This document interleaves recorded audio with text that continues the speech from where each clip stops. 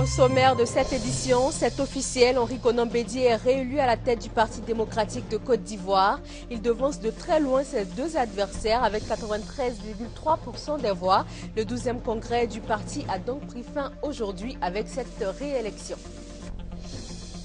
Intensifier la lutte contre la fraude et la contrefaçon sur les marchés ivoiriens. Pour y arriver, le secteur privé et l'État se donnent la main. Une convention a été signée pour former des agents de contrôle.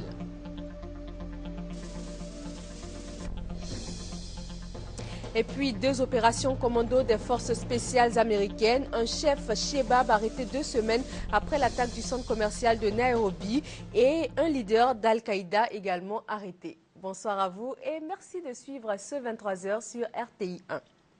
93,29% des voix, c'est ce score sans appel qui reconduit Henri Konan Bédié à la tête du PDCI RDA.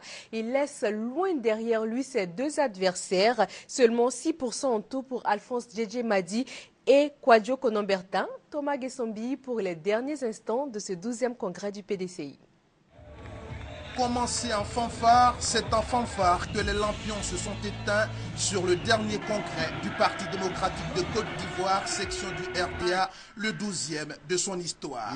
À l'ouverture de cet important rendez-vous pour le PDCI RDA, le professeur Miaka Oreto du FPI ne croyait pas si bien dire en demandant au vieux parti de continuer à servir de modèle pour les autres formations politiques et pour la Côte d'Ivoire. On aurait dit aujourd'hui chose faite. À ce rendez-vous où le fauteuil du président du parti était mis en jeu, on peut le dire, l'enjeu n'a pas tué le jeu. Le président Henri Konan Bédié succède à lui-même avec plus de 93% de suffrages contre 3% pour chacun des deux autres candidats en lice. Pour déclarer officiellement Henri Konan Bédié, président élu du PDCI RDA à ce congrès, tout en se gardant de tout commentaire, les deux autres candidats ont répondu présent, tout comme les 5000 congressistes qui ont effectué le déplacement du Palais des Sports de Treichville. Devant eux, comme devant les invités du parti, le président élu dit saluer la confiance placée en lui par les congressistes, tout en tendant la main au professeur Alphonse Djedje Madi et à Kwadjo Konan-Bertin. Pour la dynamique de la cohésion, Henri Konan Bédié est revenu sur la nécessité du renouveau, rajeunissement et renaissance dans la gestion du parti et la reconquête du pouvoir d'État en 2015. Séance tenante, le président procède à de nouvelles nominations avant de lever la séance. Et puis, le président fraîchement réélu à la tête du plus vieux parti de Côte d'Ivoire était l'invité du 20h avec Ali Diarra Souba. Il annonce déjà un RHDP plus fort et plus uni pour jouer un rôle déterminant dans la vie politique du pays. J'ai dit les raisons pour lesquelles ce n'était pas le moment de trancher cette question.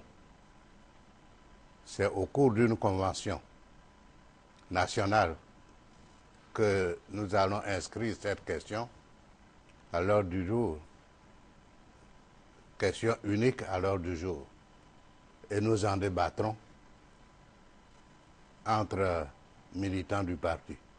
Je crois que tous les alliés regroupés dans le RHDP souhaitent un RHDP renforcé, un RHDP ayant réglé ses problèmes de dysfonctionnement. Et nous tous, nous souhaitons cela. Un RHDP fort. Voilà, Henri Konan Bédié, réélu à la tête du parti, a abordé la question d'une candidature du PDCI aux prochaines élections présidentielles dans le pays et la question du RHDP dans l'avenir. Opération de séduction des hommes d'affaires québécois. Daniel Cablon-Duncan leur a présenté les opportunités que la Côte d'Ivoire offre en matière d'investissement. Hugues Hervé Blé. Le Canada, un partenaire de premier choix de l'émergence de la Côte d'Ivoire, le Premier ministre Daniel Cablon-Duncan y croit Il a pour cela multiplié à Montréal les rencontres avec les milieux d'affaires.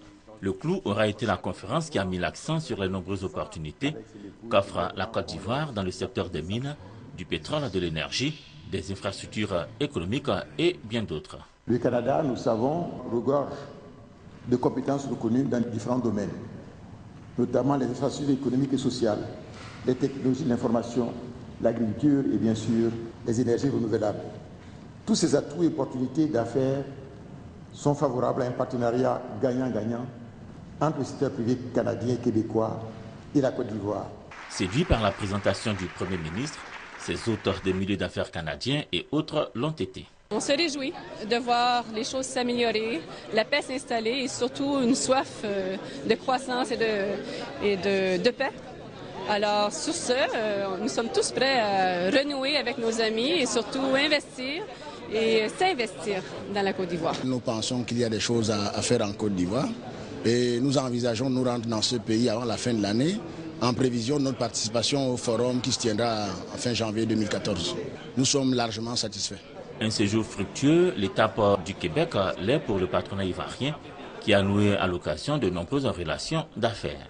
Nous sommes là pour confirmer ce que disent nos autorités et qu'on peut faire des affaires en Côte d'Ivoire et même de très bonnes affaires. De 1,2% en 2010, la part du Canada dans le commerce global de la Côte d'Ivoire est passée à 3% en 2011. Une donne que la Côte d'Ivoire s'est engagée à changer dans le cadre du renforcement des relations qui unissent les deux pays. Demain, c'est la journée mondiale de l'habitat. En Côte d'Ivoire, un accent particulier est mis sur la mobilité urbaine. Le gouvernement, dans les nombreux chantiers en cours, privilégie la facilitation des déplacements des populations. Chantal Akandan. La journée mondiale de l'habitat est célébrée chaque premier lundi du mois d'octobre. Cette année, la mobilité urbaine a été choisie comme thème évocateur des préoccupations liées au développement urbain et notamment à la lutte contre le mal logement. Abidjan est la deuxième métropole de l'espace CEDEAO après la grande ville de Lagos. Cela en termes de population. Il est évident que compte tenu de sa croissance exponentielle, notre capitale qui compte aujourd'hui plus du tiers de la population de notre pays souffre de la problématique donc de la mobilité urbaine. Le gouvernement ivoirien vient de lancer un vaste programme de réalisation d'études d'urbanisme, des schémas directeurs et des plans d'urbanisme directeurs de tous nos grands centres urbains de l'intérieur du pays et du district d'Abidjan. Dans son message, le ministre de la Construction, de l'Assainissement et de l'Urbanisme a expliqué que la problématique de la mobilité urbaine est une priorité du gouvernement qui est engagé dans un projet de révalorisation des zones urbaines en difficulté. Le gouvernement l'a compris très tôt et c'est pourquoi, dès le mois de juin 2011, il a confirmé et réactivé tous les projets de construction des voies structurantes de la ville d'Abidjan, tout en lançant aussi un vaste programme de logements sociaux. À l'intérieur du pays, nous venons de démarrer 27 chantiers sur 32 chefs-lieux de département. Tous ces programmes tiennent compte de la problématique de la mobilité urbaine, parce que nous devons faciliter le déplacement de nos populations de ces lieux d'habitat vers les lieux d'activité. Mesdames et messieurs, chers compatriotes, nous sommes conscients que beaucoup reste à faire. La DDR ouvre ses portes à San Pedro. Les populations se disent heureuses de cette présence rassurante à leur côté. L'autorité pour le désarmement, la démobilisation et la réintégration a saisi l'occasion pour lancer le projet de réinsertion de plus de 10 000 ex-combattants artisans confirmés. Herman Yamia. 30 000 ex-combattants à réinsérer d'ici à décembre 2013. C'est l'objectif que s'est fixé la DDR, l'autorité pour le désarmement, la démobilisation et la réintégration. À ce jour, elle est à un peu plus de 10 000 personnes réinsérées, un chiffre en dessous de la moyenne à quelques mois de la fin de l'année. Mais Fidel Sarasoro ne perd pas espoir. Il vient de lancer à San Pedro un programme dénommé 10 065 ex-combattants à réinsérer. Ce programme vise à réinsérer des artisans confirmés qui ont l'expérience d'un métier ou d'un art et qui attestent le maîtriser. Les 10 065, l'objectif c'est de les réinsérer à la fin de cette année.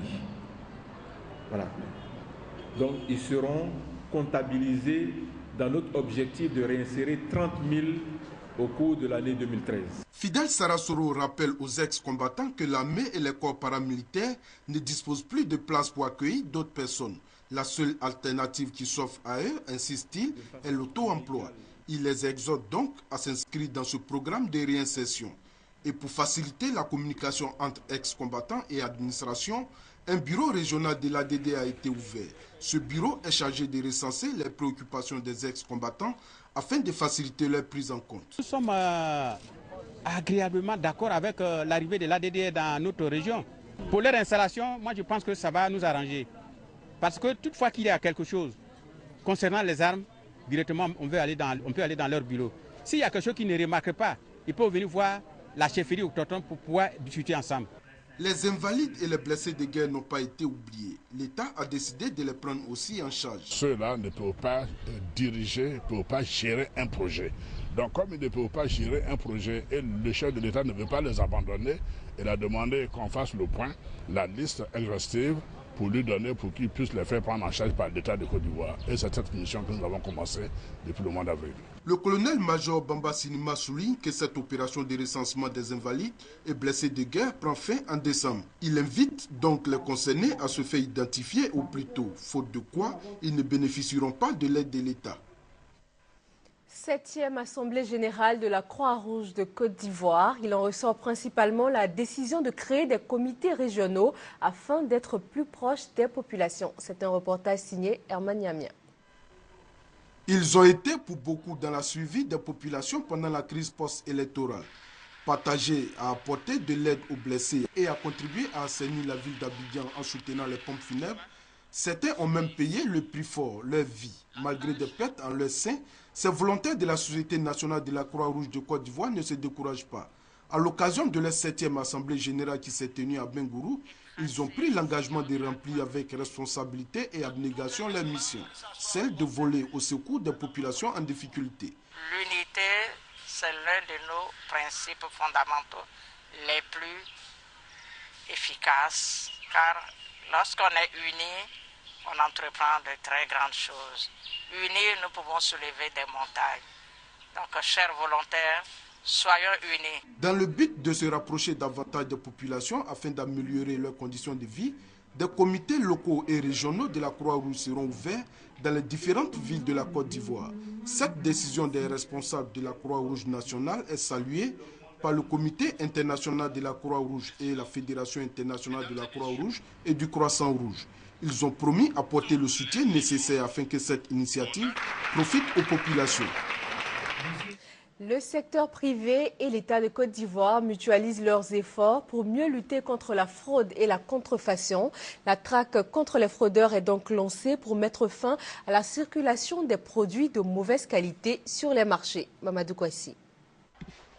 Le sucre, le pain, les bouillons, les pâtes dentifrice, l'huile, le riz. Autant de produits dont la contrefaçon circule sur les marchés ivoiriens.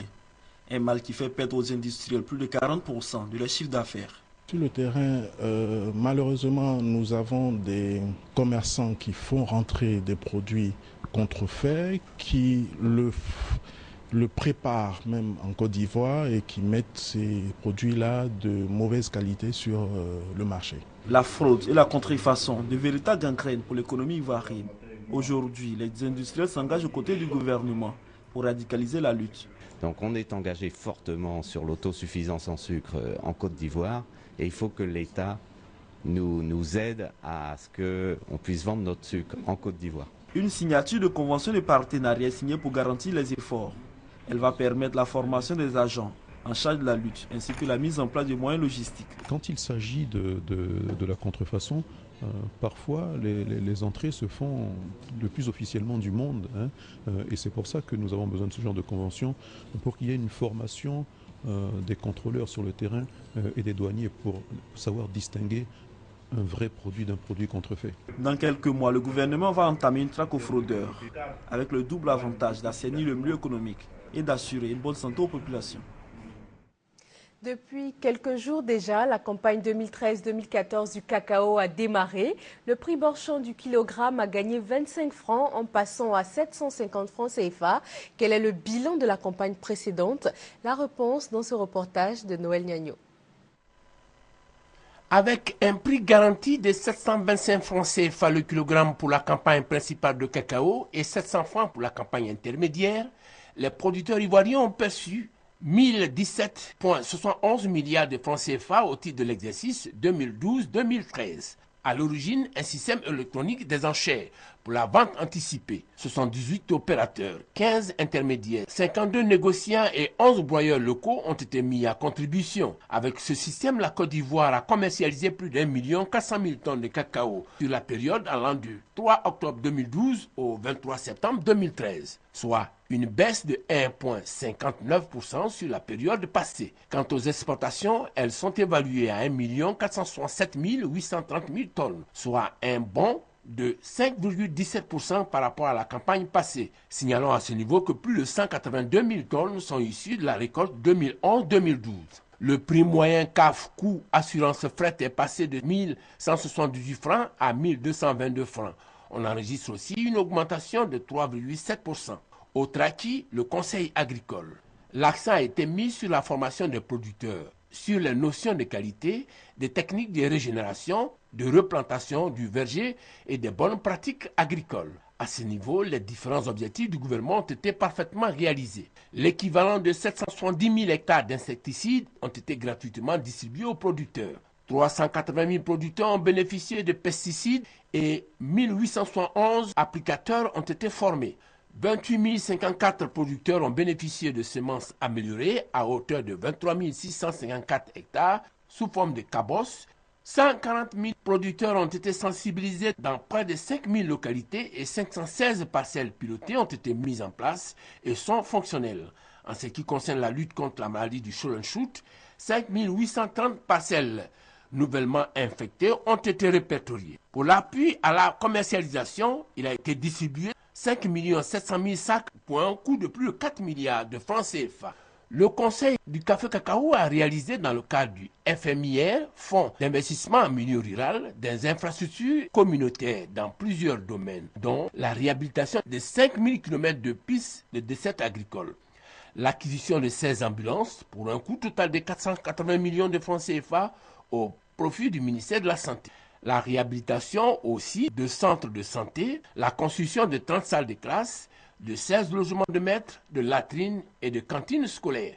La réalisation de forages équipés de pompes pour un coût de plus de 1 milliard de francs CFA dans 29 départements. Notons aussi la réhabilitation des brigades de gendarmerie dans les départements de Soubré. Un projet d'énergie solaire est mis en œuvre dans les départements de San Pedro et d'Abangourou pour un montant de 83 millions de francs CFA. Au Ghana, l'heure est à la promotion des produits locaux à base de cacao. Ce grand producteur de cacao transforme sur place moins de 20% de sa production et seulement 3% de la consommation est locale. Le cacao pousse au sud, mais il est consommé au nord. Fort de ce constat, le Ghana, deuxième producteur mondial, veut promouvoir la consommation locale de chocolat. Accra organisait cette semaine le Festival national du cacao, l'occasion d'exposer des produits transformés par les artisans ghanéens. L'Afrique représente 70% de la production mondiale de cacao, mais à peine 3% de la consommation. Alors tous les moyens sont bons pour pousser un produit raffiné, bon pour la santé et pour l'économie du pays. Quand vous mangez du chocolat, c'est bon pour la santé. Si vous allez voir un médecin ou un pharmacien, ils vous diront de prendre du chocolat avant de faire l'amour. Je pense que c'est très bon. Aujourd'hui encore, la transformation du cacao et sa consommation se font à 80% dans les pays riches. 6 multinationales comme Nestlé, Mars ou Cadbury captent l'essentiel du marché et de la rente. Nous voulons que notre consommation locale augmente et que le Ghana transforme plus de cacao en chocolat. La politique du gouvernement, son objectif, c'est de transformer 50% de la production ici au Ghana avant de l'exporter. Deuxième producteur mondial de cacao derrière la Côte d'Ivoire, le Ghana a enregistré sa plus grosse production en 2011 avec 1 million de tonnes. Ce salon espère populariser le chocolat africain plutôt que d'importer du chocolat de Suisse ou de Belgique. Quelle action de l'État et des acteurs du système éducatif pour que l'accès à l'école devienne une réalité pour les populations? C'est de ce thème que le CINESI a débattu pour marquer la Journée mondiale des enseignants. Elle a été célébrée hier, samedi 5 octobre. L'UNESCO, depuis 1994, a décrété le 5 octobre Journée mondiale des enseignants. Une journée qui permet aux enseignants de réfléchir sur leurs conditions de vie et de travail. Occasion d'interpeller les gouvernants sur leurs préoccupations. En Côte d'Ivoire, la célébration de la Journée mondiale des enseignants a été marquée par une formation. Elle a porté sur le rôle des enseignants dans le développement d'un pays. Nous sommes venus échanger les enseignants pour leur dire que nous sommes là, que nous devons nous rencontrer pour organiser cela ensemble et avancer pour avoir des enseignants bien formés qui vont faire de bonnes préparations, qui vont dispenser de bons cours, qui vont les évaluer et, in fine, c'est l'ensemble du système qui va en profiter. Selon le secrétaire général du CINESI, pour atteindre l'émergence de la Côte d'Ivoire en 2020, comme le souhaite le président de la République, l'éducation doit occuper une place de choix dans le programme du gouvernement. Siaka Traoré propose pour cela que les enseignants soient mis dans de bonnes conditions de travail. Les ressources humaines de qualité qui vont sortir et qui seront les acteurs pour cette émergence-là passent d'abord par le moule des enseignants. Donc c'est dire le rôle éminemment important de l'enseignant dans la société. Et donc pour cela, il faudrait que l'enseignant lui-même soit dans de très bonnes conditions de travail pour qu'il puisse inculquer le savoir nécessaire aux apprenants afin qu'à leur tour demain, ils puissent être des acteurs efficaces pour le développement de la Côte d'Ivoire. La Côte d'Ivoire compte 240 000 enseignants contribuant à la formation de l'élite ivoirienne. Restons dans le domaine de l'éducation pour donner le programme du concours d'entrée au CAFOP session 2014. La visite médicale d'accès au concours débute le lundi 7 octobre 2013 à l'École nationale de police selon le programme suivant. Du lundi 7 octobre au samedi 7 décembre 2013, retrait des pochettes.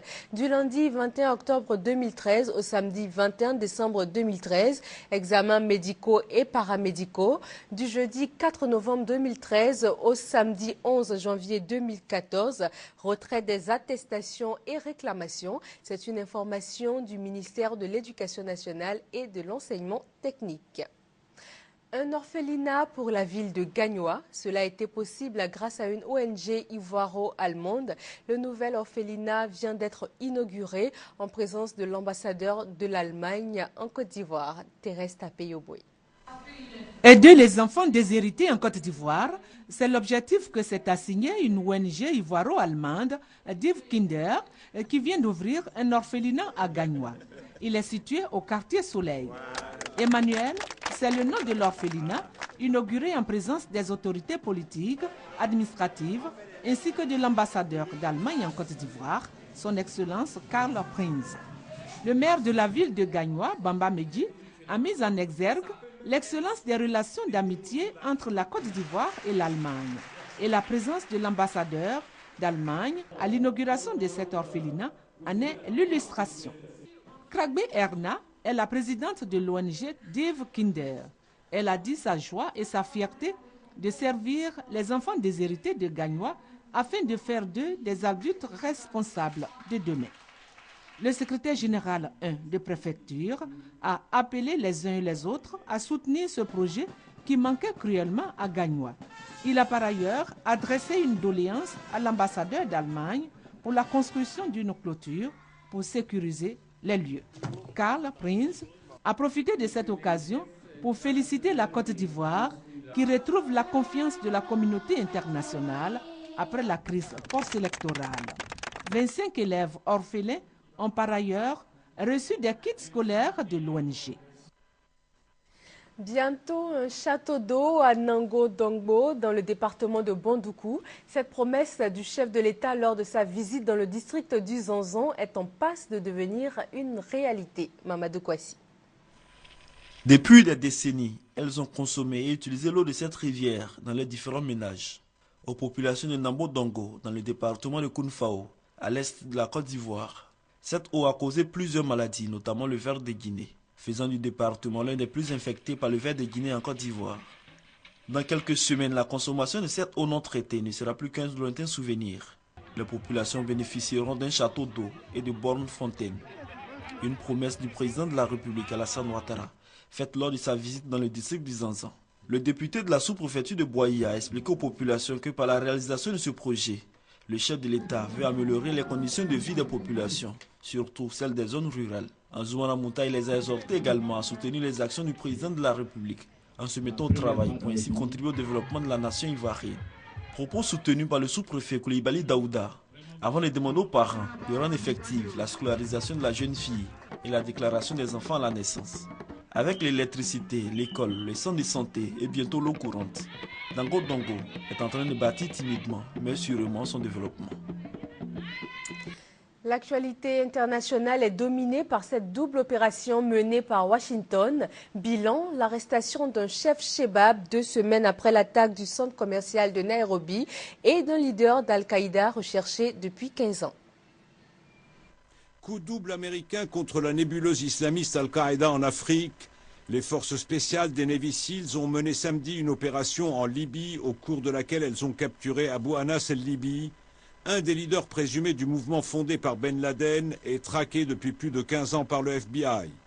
Selon la centrale américaine qui avait mis sa tête à prix 5 millions de dollars, il était recherché pour son rôle dans les attentats meurtriers d'août 1998 sur le continent africain. Une voiture piégée au Kenya devant l'ambassade américaine à Nairobi qui avait fait 213 morts et quelques 5000 blessés.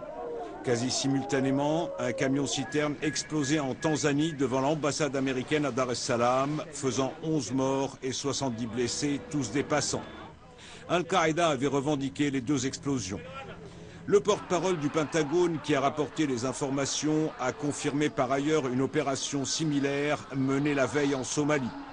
Les commandos d'élite de la marine ont mené un raid visant Ahmad Abdi Aou Mohamed, un dirigeant du groupe somalien des Shebab. Selon un responsable américain, le chef islamiste Shebab a probablement été tué sur place, mais les forces spéciales ont dû se retirer sans perte, mais sans confirmation de sa mort non plus. Ces opérations, intervenues 2 semaines après l'attaque meurtrière des Shebab au Kenya, ont été confirmées par le secrétaire d'État américain en déplacement en Asie. Les États-Unis d'Amérique n'arrêteront jamais leurs efforts pour faire payer ceux qui mènent des actions terroristes. Et les membres d'Al-Qaïda ou autres organisations terroristes peuvent concrètement continuer à courir, mais ils ne peuvent pas se cacher. Une manière pour l'administration Obama de dire que son engagement contre la guerre en Irak ou en Afghanistan ne signifie pas l'arrêt de la guerre contre Al-Qaïda. À Madagascar, la campagne pour les élections présidentielles bat son plein. Elle a officiellement été ouverte le mardi 24 septembre pour les 33 candidats en lice. Les élections sont prévues pour le 25 octobre prochain. Elles devraient sortir le pays d'une crise politique qui dure bientôt 5 ans.